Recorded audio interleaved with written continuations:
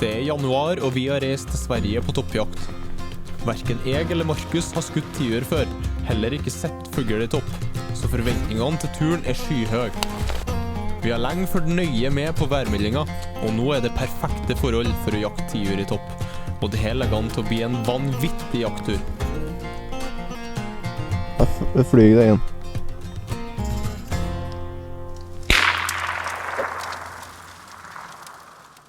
Vi befinner oss i Nordåker, midt inne i de svenske skogene. Her er det iskaldt, og temperaturen har ligget jevnt på minus 20 grader. Derfor har vi denne gangen fått låne Marias stuga, en koselig og kjempepraktisk hytt i forbindelse med toppjakt.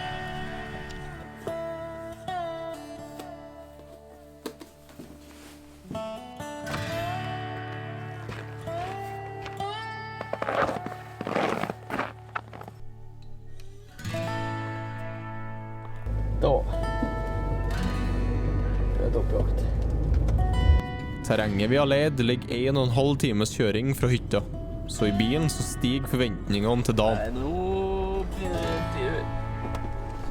Tjoderdupp.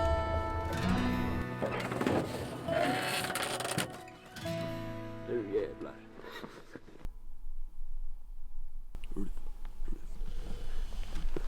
Når vi kjørte oppover, så tok vi kontakt med han grunnjegeren. Så han ga oss litt tips om området, så nå er vi rett med. Der han tipsa, så nå skal vi på en gang i nordretning, og der skal vi finne hvor mye drag, og vi sa at det var et bra område.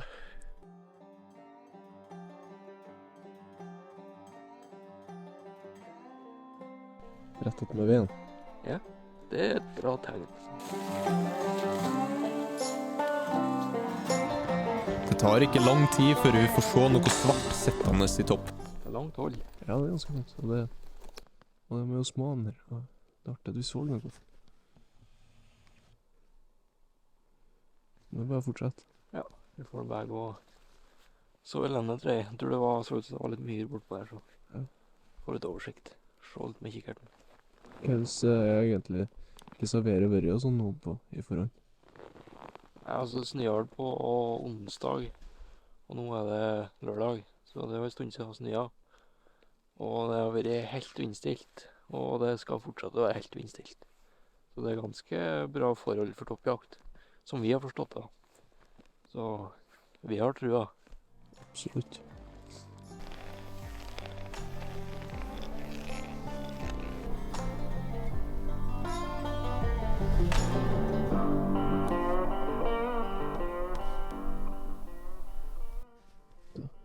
Da får vi på se om vi sier det litt nærmere. Hva er det for noe? Det er de to høyastene i møtet der, så den til høyre her. Ja. Der foran. Ja. Ok. Ja, det er skjul der. Ja. Det ble så fugler egentlig, synes jeg, uansett. Ja. Kort tid etter så kommer det svarte fugler flygende, og denne gangen så er det mye større enn i lavskrik. Der, det er to. To årene. To årene, setter han i topp 3, det kommer det inn til. Det er mange. Det er mange. Det er en til. Det er fullt i det. Ja, vi må gå til venstre der. Nei, høyre, men altså, kom rundt.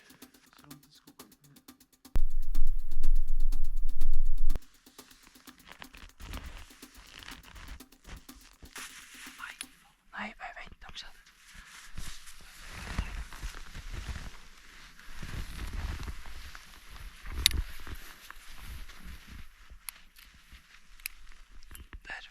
Men de her fuglene var tydelige på trekk, og forsvant like fort som de kom. De får videre. Men det er ikke sikkert de får så langt, så nå skal vi prøve å komme til dem litt. Men det er en gang. Ja, det er ganske sykt. Når vi speder etter en bestemt ting, så blir det en tendens til at alt ligner på det. Og både småfugl og snaue grankvester ligner på skogsfugl.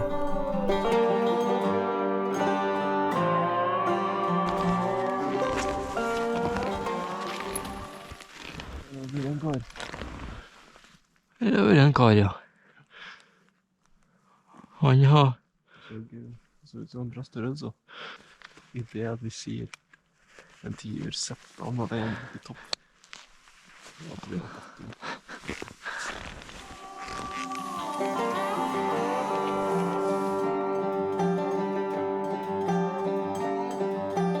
Skal vi se. Det var jo den stjerten som pekte. Ja, men det er bare en. Ja. Jeg lurer på om det er denne jævelen igjen. Han er alt for stor til det, tror jeg. Ja, det er ganske stor det. Skal ta se. Ja, da prøver vi å snike oss inn på. Ja, vi får, eller, jeg vet ikke så like som vi bare skal gå sånn at vi hele tiden ser den. Ja, vi holder oss Så litt vi sånn. ikke sniker unødvendig, men i hvert fall så at vi kan. Ja, men vi holder oss litt i skjul, tror jeg. Ja. Igjen er det lavskrika som lurer oss. Og for to karer som ikke har sett tiur i topp før, så kan fort en liten lavskrik bli til en tiur.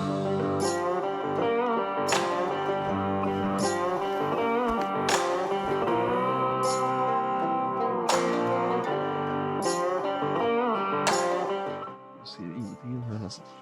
Det er ikke så enkelt. Du driver og dogger på, og så fryser det. Tvert. Jeg vet ikke om vi skal gjøre 20 minus når det er sånn sånn.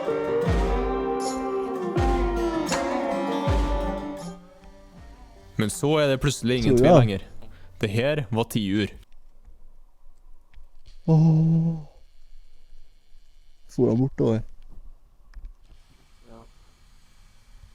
Åh. Fy faen, det var mange. Ja, jeg så bare en der. Som satt oppe i toppen der.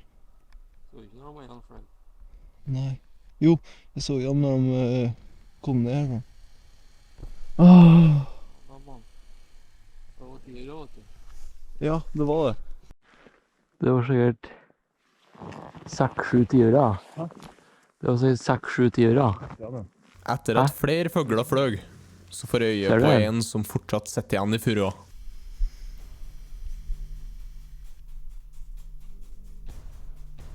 Sett den. Sett den.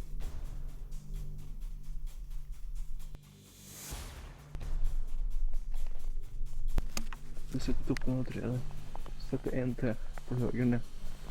Men jeg tror jeg går for den i toppen. Ser du den? Ja. Jeg sniker meg fram til den nærmeste treet der. Skal se på den toppen. Ja. Jeg beveger meg sammenkrøka og med museskritt for å prøve å være mest mulig usynlig i terrenget. På avstandsmålene land. Ikke lenger inn, jeg tror ikke.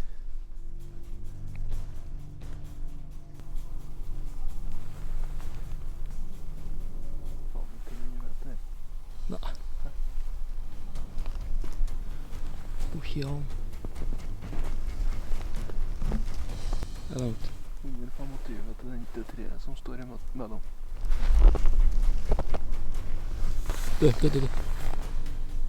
Vi strekker her. Det var 300 meter bort til fuglene. Heldigvis har jeg et tre som jeg skjuler meg bak for å komme meg nærmere.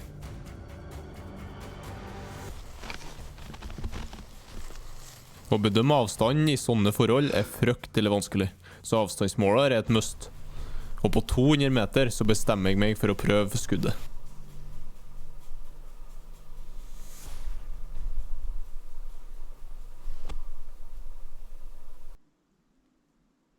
Nei! Nei! Det er vold. Ah. Så nært! Så nært! Åh. Det var surt. Ja, det var så typisk. Ja, vi så dem bortpå der sånn. Så letta det jo med en gang. Så gikk vi litt til, og så vi dem satt bortpå der. Og det var langt hold. Men jeg greide å snike meg i en 100 meter cirka. Så på 180.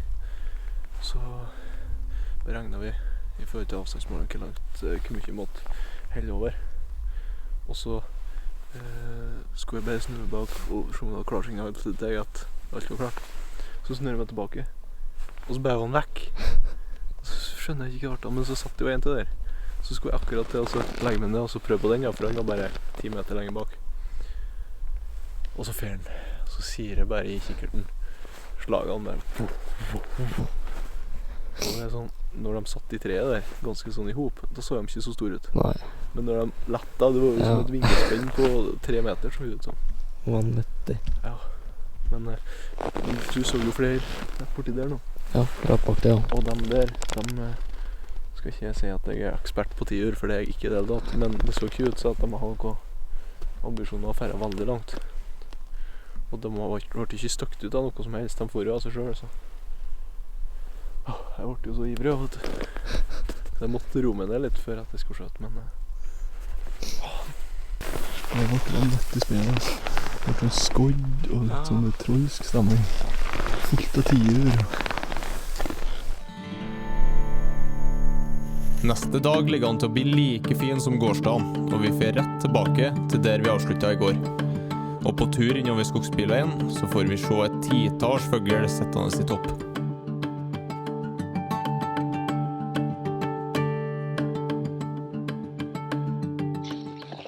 Dag 2. Satt vi i gang. Nå er vi der vi gjør som tiurene, ikke sant? Nå har vi troa.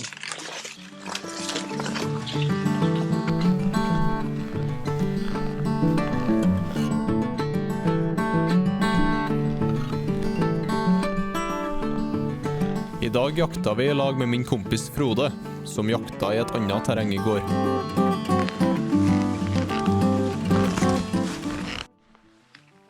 Det er den fineste opplevelsen nå. Vi har bare gått under skogen her, sånn som vi har. Og så bare sier man mellom treene sånn. Så setter en tiur sånn. Og så bare legger seg ned og snikker seg inn på oss. Det er jo sjukt. Ja. Jeg hoppet ut. Toppjakt er på mange måter en veldig spesiell jaktform. Den faktoren som har mest å si for at man skal lykkes, er at man er på rett plass til rett tid. Og denne gangen så har vi virkelig truffet på akkurat det. Litt opp. Nei, jeg sitter lenger ned. Det neste er å komme seg inn på forsvarlig skuddhold, uten å støkke fuglen.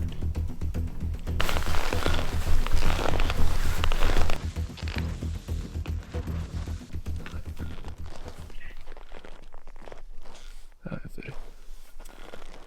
Det er stor rein til, i hvert fall. Jeg ser.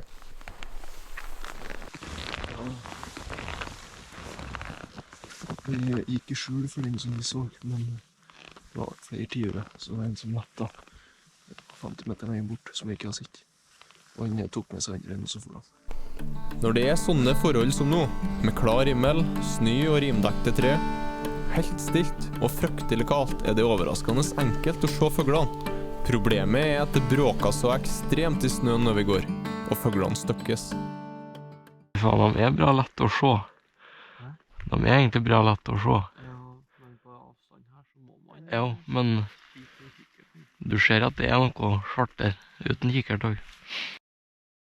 Som er fullt av tiur på andre siden av myra, så begynner vi å gå rundt. For å gå rett imot er et dødfødt prosjekt.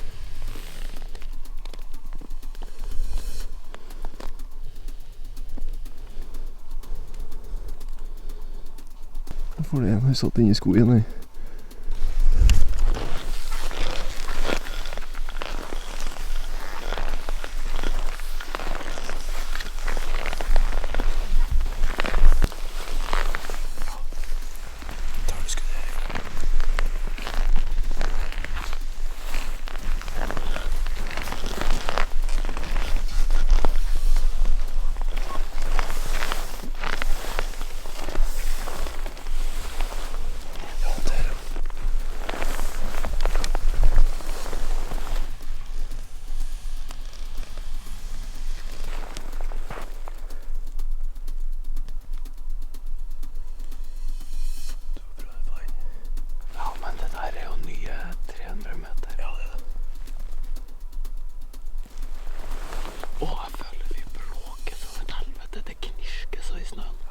Og så plutselig mens vi står og kikker på tiuren, så kommer det nye fugler flygende rett over hodet på oss.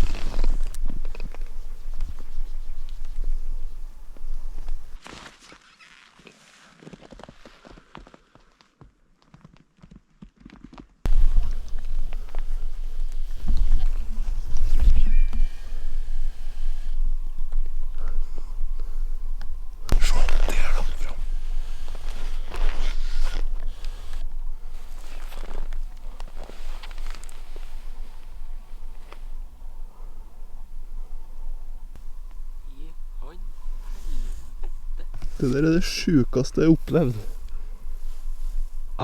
Det var Altså, når man får dem på haglhold og alt så Ja.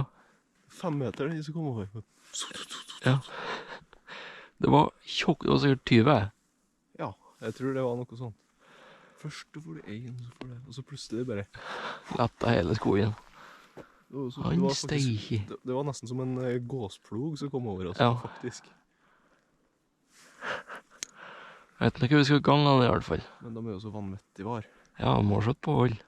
Det tar en stund å fordøye en sånn her opplevelse, men når en ny tiur viser seg, så prøver vi på nytt.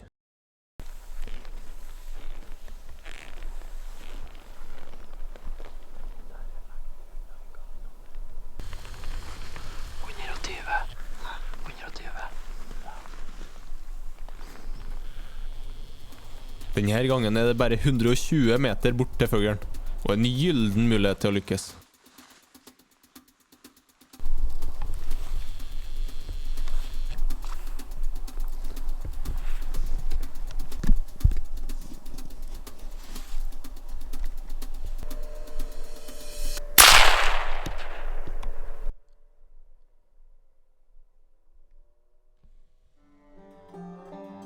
Men dessverre. Kula traff like under fuglen, og den fløy videre i lag med 2 andre som vi ikke har sett.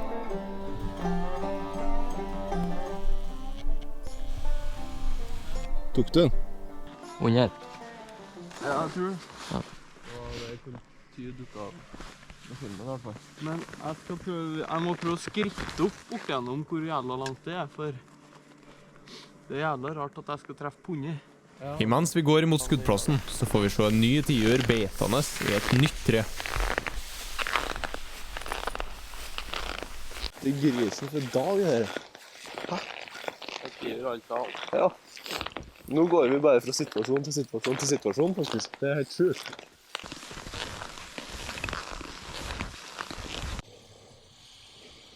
Når vi kommer nærmere, så sier vi at det ikke bare er én, men flere tiurer som sitter i lag.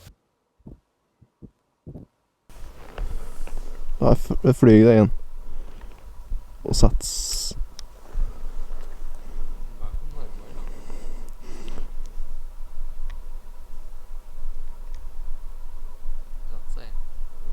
Ja.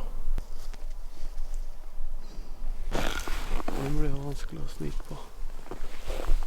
Ja, men hvis du går... Ja. Fordi... Men det er garantert flere. En annen sted. Så vi må bare holde øynene oppe. 2 der og der.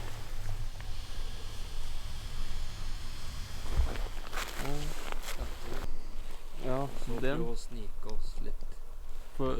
Det er jo nesten litt for mye fugler. Det er sjukt. Det er nesten litt for mye fugler. Kanskje jeg bare skal ringe på arbeid og si at Ta fri i morgen. Ja, det er helt vilt. Du har sett tiur hele dagen. ja, det er ikke mange ganger vi har gått uten og Nei. retning med tiur. Ja. Vi har aldri før hørt om noen som har historier om så mye tiur på en dag før. Og for oss så er det en enorm opplevelse i seg selv. Men allikevel så er bragden å felle en tiur i topp noe som vi virkelig håper på å få erfare.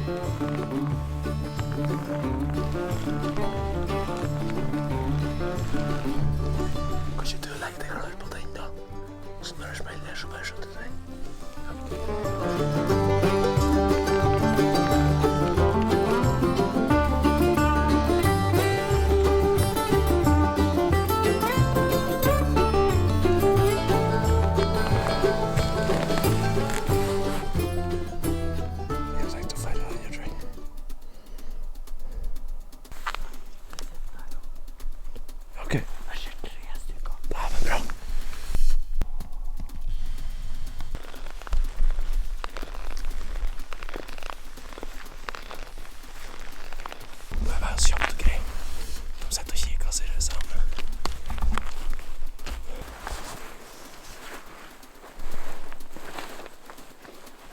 På nytt så prøver vi å snike oss inn på. 300 meter går, men når vi nærmer oss 200 og skal gjøre oss klar, Så kastet de seg på vingene og forsvinner. Nei, farken. Det sitter en til her. Jeg liker nesten ikke svært. Dette er 2 der. Hæ? Ja. Ok, men da tar jeg børsa i hånda, tror jeg. Ja.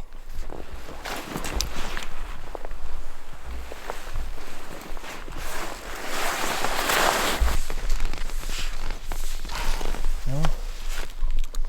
Det er ikke enkelt å komme på hold. Det var 200 meter det lå. Ja. Men akkurat det skulle stikke øynene inn i kikkerten, så Ja.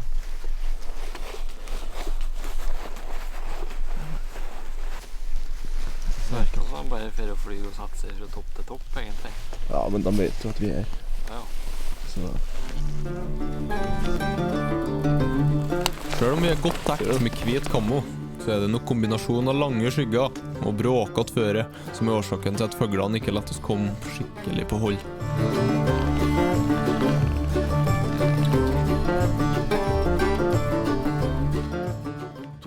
300 meter nå. Så kommer vi litt nærmere, altså. Så går vi videre.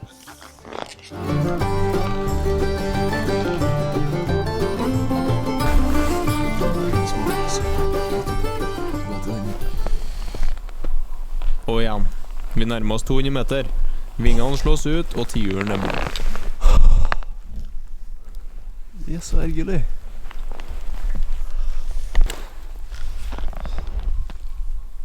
Satan, hva var det med? Jeg vet ikke om det er sånne situasjoner vi har hatt i dag, men det er noe 20 kanskje.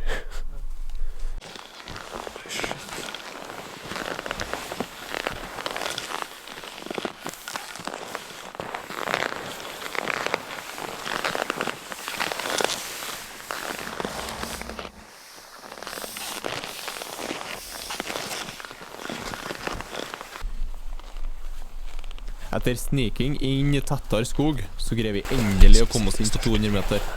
Og det legger han til en ny skuddsjanse.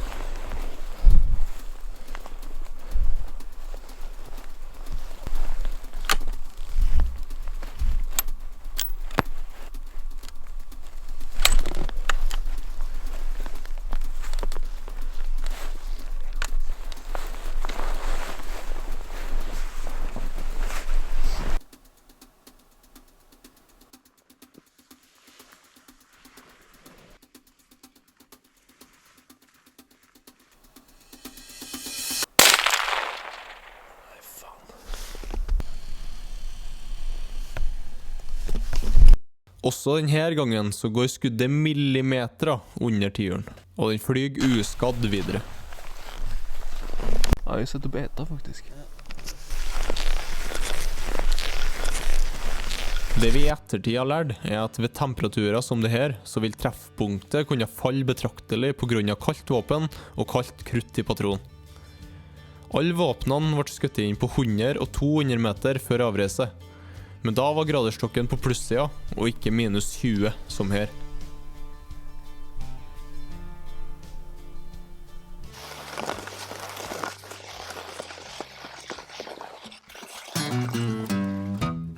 Tilbake i hytta, så er det tid for middag.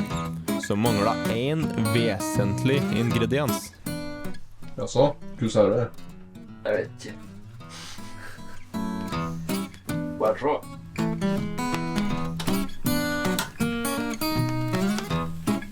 Du mangler tiur. Så det blir grønnsaker og bacon. Det så ikke så verst ut det da. Nei. Men hvorfor ble det sånn i dag, ja? Det ble ikke tiur. Blir det sånn? Da blir vi vegetarianere. Selv om det ikke ble fangst denne gangen, så kan vi trøste oss med en vanvittig naturopplevelse vi aldri kommer til å glemme. Så får vi glede oss til tiurmiddag neste tur.